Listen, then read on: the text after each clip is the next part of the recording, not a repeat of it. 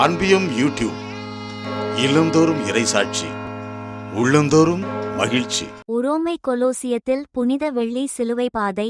உரோமையிலுள்ள கொலோசியத்தில் நடைபெறும் பாரம்பரிய புனித வெள்ளி சிலுவை பாதையின் 14 நிலைகள் முழுவதிலும் திருத்தந்தை 14ஆம் லியோ அவர்களே சிலுவையை சுமந்து செல்வார் என எதிர்பார்க்கப்படுகிறது.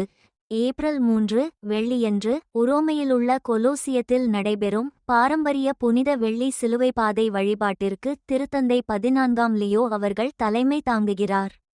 மேலும் இது திருத்தந்தையாக பொறுப்பேற்ற பிறகு அவர் பங்கேற்கும் முதல் புனித வெள்ளி சிலுவை பாதை வழிபாடாகும். கொலோசியத்தில் நடைபெறும் பாரம்பரிய இந்த சிலுவை பாதையின் 14 நிலைகள் முழுவதிலும் திருத்தந்தையே சிலுவையை சுமந்து செல்வார் எனவும் எதிர்பார்க்கப்படுகிறது.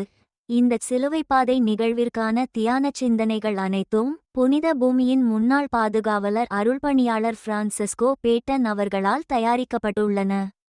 அவற்றின் உரைகள் புனித வெள்ளியன்று வத்திக்கானால் வெளியிடப்படவுள்ளன.